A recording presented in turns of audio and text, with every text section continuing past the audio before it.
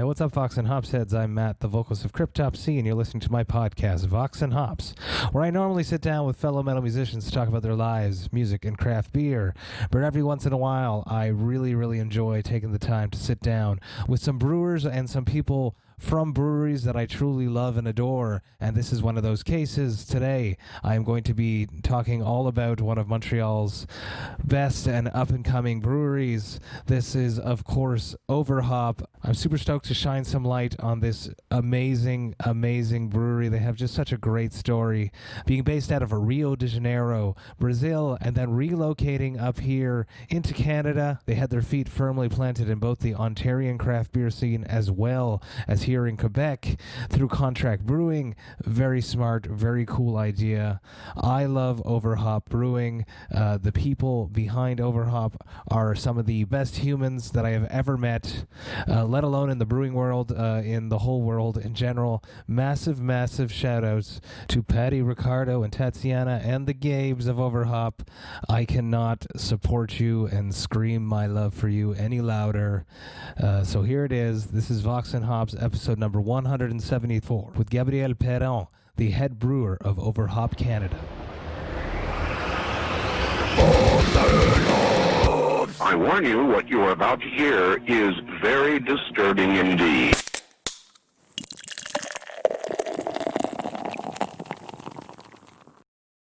Hey, what's up, everyone? Today I'm with Gabriel Perron from Overhop Canada. You are their head brewer. You guys just launched your new brewing facility out in Saint-Jean-sur-le-Richelieu, which is just outside the island of Montreal. For anyone that's listening at home, it is a pleasure to be with you. I am a huge fan of Overhop. I have been for probably two and a half years now, since their products starting showing up on the local shelves of the stores here in Montreal. Let's start with something easy. How are you doing, Gabriel? I'm doing good, really good. It's been 2 months, really hard, but it was a starting, so it was hard. But I'm really happy of what we're doing, and it's going really good. Wonderful, yes, and I have to say that I had the pleasure of tasting some of your new brews on a previous episode during a previous interview, and I was blown away. The drastic change from what Ashlag has been brewing for Overhop, and now you guys in your own establishment. And I definitely want to go down there and speak about that. But first, let's just take it nice and smooth and talk about you. I want to hear your brewer story. When did you start brewing beer? Why do you brew beer? Well, the world of brewing came to me. So I was 19. I was searching for a job. So I started to work at Brew in Chambly. Really? And so yeah, I was doing the shitty work. And one day I started to brew for them. I had a post in the brewing department, so I started there. And after that, I loved it so much, I began to brew at my own house. And I started to take some course with Michel Gauthier. And one day I bought a house in Saint-Jean-sur-Richelieu. And 3 years later, one of my friends showed me a job posted by Overhop, and here I am. Wow. Were you at Unibrew the whole time, or had you left at that point? No, I was. It has been 11 years with Unibrew. Wow. And I left the 22 of May, and I started at Overhop the 25 of May. Wow, congrats. Yeah. Unibrew is absolutely one of the most important craft beer breweries in Quebec, in North America. I talk about this all the time on the podcast. The first bottle re-fermented beer in North America came from them. Yeah. I can't take my hat off enough to Unibrew. There would probably be no craft beer scene in Montreal if it wasn't for them. I don't know. It's almost like looking to Voivod for the metal scene. Exactly the same thing. Take me to beer. do you remember your first beer, the first time you ever drank a beer? Well, my dad was he's not really a lover of craft beer, so he was always drinking Molson X. So Mhm. I began to drink the same thing as him. So, but when I started at Unibrew, I started with the Blanche de Chambly and Fins du Monde, and that's what introduced me to the craft beer world. Same here, same here. Because the artwork was so fucking metal. Yeah. It drew me right to it, that Fanes Moan. But it was always so, I was afraid of it too, because I was when you're not experienced with alcohol and you see that 9% ABV, you're like, oh no, what's going to happen? And it was always fun. And I would drink the beer that sorry, Unibrew's beer for me, and still to this day that I love, is Trois Pistoles. And back in the Yeah. day, it was always a mistake when I bought two. It's always a mistake. But I what I love to make with the Unibrew beers is to make them age. In my basement, I got a couple Set Grande Reserve and Fin du Monde, and the Fin du Monde after 4 years, it's unbelievable. I agree, The and taste is always awesome. I've had the pleasure of tasting an aged Fanes of Mode, and you are 100% right. It becomes a much more advanced character of the beer. Yeah, Speaking, yeah, it's funny because I watched a video where you were introducing this beer that we're about to share right now, which is the first Overhop can yeah, release. And I yeah. want to talk a lot about this because I heard the story behind this. So I watched a video, you introducing it on the Overhop page, and you said that your dad doesn't like craft beer, but No. you made this sort of to introduce him to a beer, and he enjoyed it. So He tell me about enjoyed this it. beer. Tell me about this beer. Well, Patty and Tati were told several times that we did you have a blonde beer that is easy to drink? That's right, the And Mad Manu. yeah, yeah, but more easy to drink. And I got two couple of well, the most part of my friends. Oh, I want that gas. I'll hook you up. Cheers. Cheers. But the most part of my friends won't love the IPA, so I was well, I was wondering what we could do to make them come to us. So we decided to make this recipe because the more important is to make the people come to the brewery, and after it's easy to sell all our other products. So that's why we did this. And my dad too came one day to help me to make it, and he was happy to have the final result in his hand. Yeah. It is very good, and it's 100% Quebec hops. Yeah. The Yeah. grains as well, I think, are from Quebec, right? Well, there's one brew that we made with malt from La Terre à Boire in Saint Blaise. They are starting a brewery, a distillery, but they also grow their own malt. They send to the Frontenac maltery. So we tried one, and we want to continue. It will be cool to put 100% Quebec. That's Very cool, especially on a beer like this. It's very good. It's very crisp. It's still got a very drinkable. You can taste the cereal in it. It's really very nice, very clean, easy drinking. 4.2% ABV. Very good, and I do agree that you guys needed a beer like this to welcome everyone. I want to talk about something that happened while you guys were packaging this, because I heard the story. Tell me the story about the labels and La Blonditte. Oh, the label. Well, we couldn't. There's the place that do the cans imprimé. I don't know how They to print. say. They print the Yeah, labels. printed cans. Their machine exploded, so they took some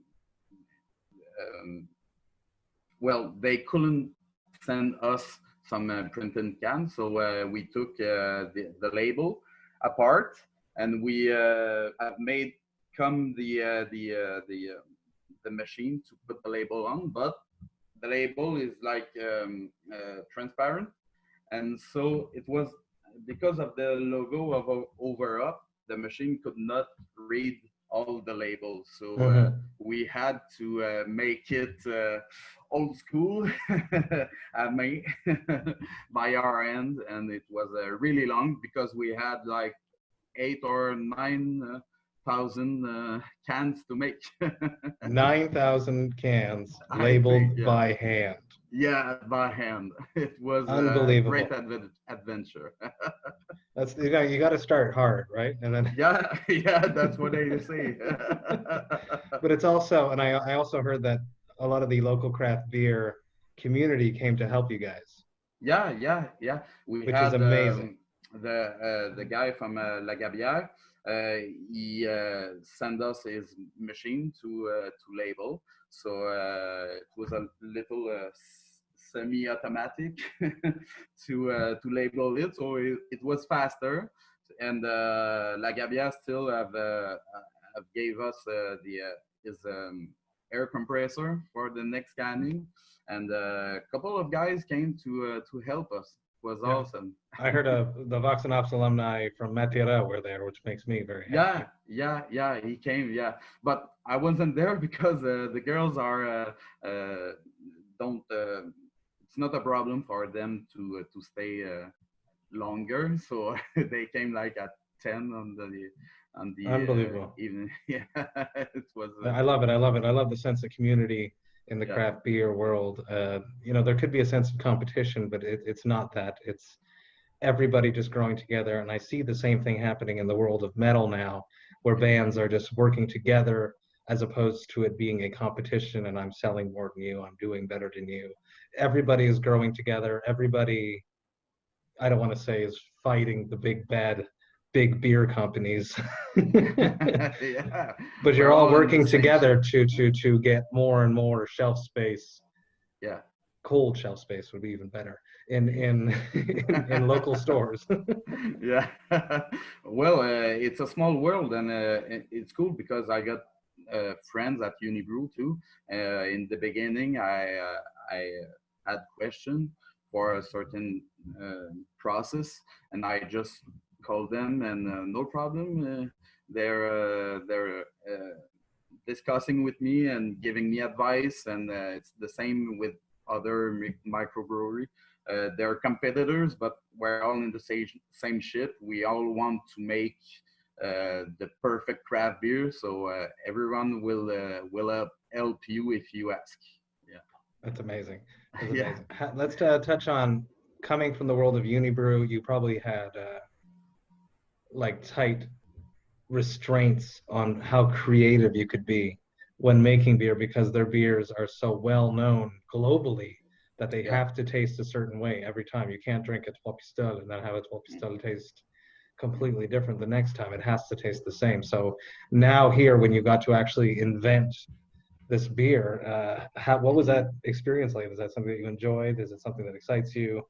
It really excites me. Well, it's a whole new world that I'm learning, because at Unibrew you have the recipe, and it's a very industrial way to make beer. So you have 60 minutes of boil.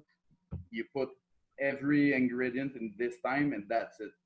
But in craft beer, you have first wort hops to put during the filtration, and after you have for some beers you may have to cool it and then add another up, and it's a whole new world, a whole new process that I'm learning, and it was Belgian with Unibrew, so I got plenty of things to learn still. Which is good. It's good that you come knowing like that, and that's why a lot of musicians are still very good, because they never feel like they've accomplished it. They never feel like they've reached that. So it's cool that you're coming into as this new business. as the head brewer, but you don't know everything and you want to keep learning. Yeah, and I learn every day. I can tell you. It's hard. It's hard work brewing craft beer. It takes a long time, and it takes a lot of heavy lifting and muscles and patience, and you have to be efficient and accurate, because you don't want to ruin a giant batch. Yeah. There's so many details that can ruin your batch. So you have to be careful with everything from the beginning to the end. There's always something to check, and yeah, that's that's big, but and stressful, but so cool at the end. And when you have your final results in your end, it's so amazing. Yeah, I can describe it. Let's dance into the difference between Overhop was from Brazil, and then they kept the brewery in Brazil. It's still happening down in Rio. And then they came up here and they landed in Toronto and they did some contract brewing there. And then they started doing some contract brewing also in Quebec, which was very interesting and a very smart business move in my mind, to have both markets, Ontarian and Quebec, selling the same, sick branded, good craft beer, but in contract brewing. Now they have their own facility. Yeah. And I tasted the hazy and the Cripster, which you guys very nicely sent me, and I enjoyed them very, very much. And the hazy was nothing like the Overhop that came out of Hochelag. So let's talk about that. Let's talk about the changes and what more do you see changing between the original, what we are used to receiving here in North America, and what's going to become.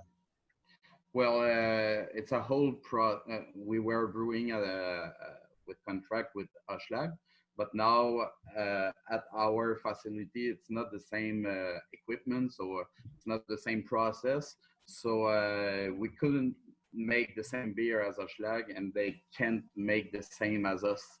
So that's why it's different. But we're still seeking for the perfect recipe for hazy and for the others. So, but we're going to excuse me. No, don't worry. Take your time, and you can speak in French, and I'll help you through it. Don't worry.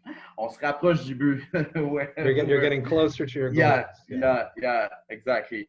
So so the differences is way much in the process where we're doing it, and but I'm really happy with the result of AZ. I drank the one from Hochelag, and I prefer way over our AZ. It's way better, and I'm really happy about the result. Yeah, absolutely. It's much less malty. It's much more hop forward and smooth, more and hazy. Yes, absolutely too. Yes, and is it something you guys going to keep going through Hochelag a little bit to keep up the volume, because you guys have wide distribution? I know that we still have a contract with Hochelag, so they're gonna continue with the others. Now what we're trying is to make only the hazy at Saint Jean, because the hazy is the one that is bought everywhere. So it's our biggest sell. So we're gonna make the more hazy we can, and after, but we're getting closer to add fermenters and start to make all the other type of beer we have, and make new one, and that's in the project. Yeah. Which was my next question. Is it what where does this come from? Are the recipes coming from you directly, or is it through Paty, Tatiana, or is it coming from a conversation with what's happening in Brazil? Because I see pictures of these social medias of Overhop Brazil, and the beers look freaking fantastic. Crazy haze, and I'm wondering where these recipes, these future beers, are going to be coming from. Well, because for the beginning they had their own recipe, so we started with that. But when you have the recipe is not is not all. The process behind it will will have to change your recipe. So now we're trying to fix certain details, and yeah, that's their own recipe, but soon I'll be making others because we want to experience like aging in barrels, maybe cool. stout and porter. We would like to make this, so that's my next goals. But for now, we want to really be efficient in our process for now, and when we'll be, we'll try to make aging in barrels and plenty of others type of beer. Yeah. Very, very cool. When I first saw Paty, actually wrote me Okay. when she hired you, and she was like, Matt, he's a metalhead.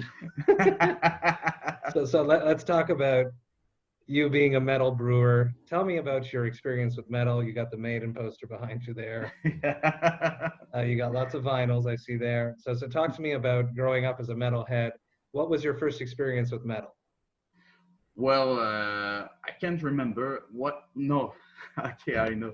The first time I really listened to metal, it was a System of a Down. Chop Suey was my first. That's one of my friends that I came to his house, and he showed me the clips, and I was, what's that? And then I started with Slipknot, etc.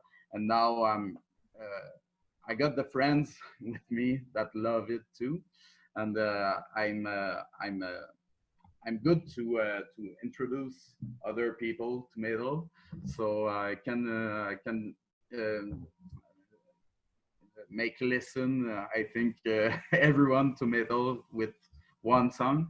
So and I'm always at the Heavy Montreal Rockfest in Montebello.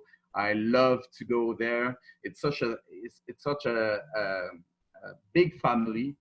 When you're with metalhead, it's all a family. You go in the mosh pit and you fall on the ground. There's always like 5 people to make a fence to make sure that you can get up safely. Yeah. So I love metalhead because it's all sweet people taking care of each other and just having fun.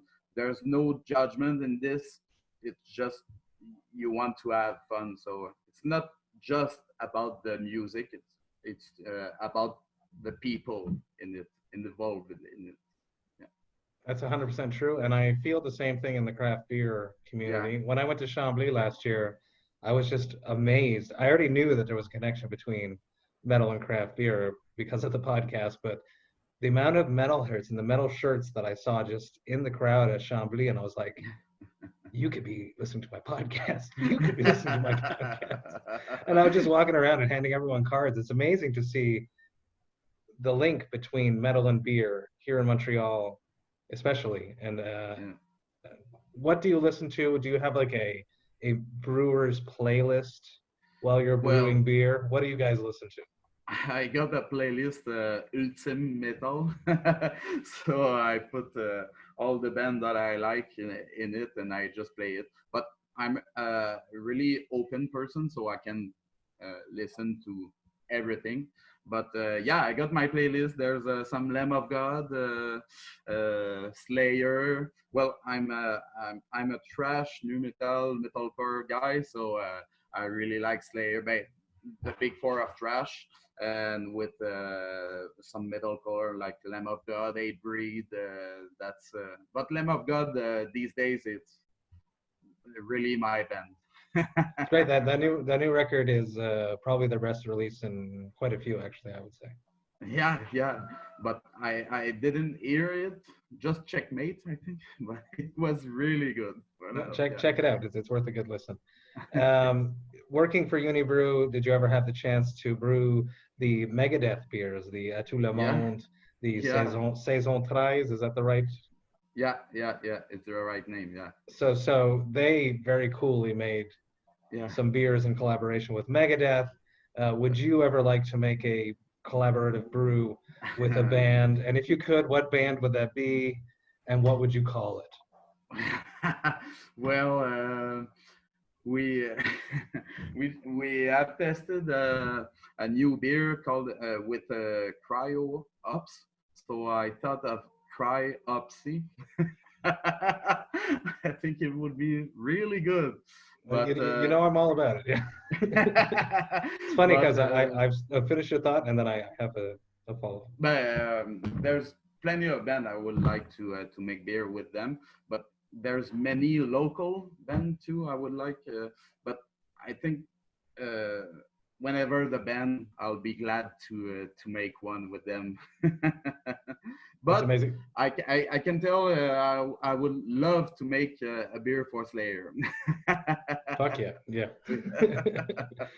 I have been thinking about doing a cryo hopsy beer for a long time, and it has to be called that, the cryo hopsy. I think it's too funny. But I have been thinking about that for quite some time because I love the haze. Yeah. My guitarist and bassist love the haze. Flo is slowly stepping into the world of craft beer. Okay. He'll get there. I know he will. I'm very persuasive. I'd also, in the lines of a collab, and I've mentioned this to Patty, and I'm going to mention it now. A Vox and Overhops beer just sort of seems like it works too well that we have to do it. Yeah, it's true. We should make it. Yeah. How has it been? People now can come to the brewery in Saint-Jean-sur-Richelieu. What is your experience when people come there? Do you get to go out there and talk to them? I know it's difficult now with COVID and everything, yeah. But do you get to go out there and watch people enjoy your products? Yeah, of course. I love to make it. Well, the most of the time I got plenty of things to do, but my colleague Gab is always there to make sure everyone is served, and Paty too. But when I got time, I like to go to talk with people. It's awesome just to have the feedback of people, and they tell you, I love this one. It's the second time I come to buy it. It's an incredible feeling. It's better than me tasting it when someone tells me it's awesome. It make my day. It's always more fun to have someone tell me they like my song than when I listen to my song. Because you wouldn't release it if you didn't like it, right? Right. Yeah, we can't. I can't make a beer, put a beer on the market if I don't love it. I have to love it before, because people won't come if they feel that it's not the beer you wanted. So, especially now, this is like your first head brewer job. This is like a huge thing on your resume. Yeah. So every beer that has to come out of this has to be fire, especially with what's going on in the craft beer world in Quebec right now, with places such as Masorum, Brassatorium, Sir John Brewing Co., Brewski. In my mind, those three are probably the top right now. So you guys have to be so consistent every time, and for your reputation as your first head brewer gig. Oh yeah, I know. Thank you to stress me even more. I was going to say, do you feel some stress, some pressure? How do you deal with the pressure? Well, yeah, it's really stressful, but I got my family there that take me down to earth to evacuate the stress, and well, I want to brew. That's what I want to do. So I want to try new things, but try and try again to have the best product. So it's stressful, but I can take it. Good. And you are a part of a good crew. And you mentioned your partner Gab, who I know as well. He is a metalhead as well, which makes me even love Overhop even more. He plays in the local, probably the best Slipknot cover band that exists called Maggots. A shout out to all of the members of Maggots. I know and love you all. They are probably the best Slipknot cover band out there, so people should check that out. But it's cool, and the family is amazing. Paty is just a bubble of love. Tatiana is amazing. You couldn't have joined a better family. No, I know. They're really comprehensive, and they're learning with me, so they have to learn themselves, and because they've never been in a brewery there, so they're learning too. So everyone is comprehensive. Everyone is helping each other. We talk every day to see the problems and the details. So it's awesome. And they have a family too, so they're very flexible with it, with the time at doing at the brewery. So it's awesome. I couldn't dreamed of a better team to lead to come. Yeah, it's amazing. One last question.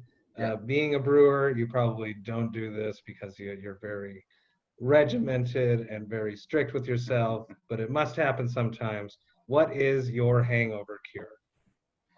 Hangover cure? Oh, dang. I don't have none because I have a small girl of 3 years old. So I'm going to be hangover whatever. So I don't have a cure. Maybe eat poutine. It's gonna be the best for me, but I'm gonna be up at 6 a.m, so I don't have a cure.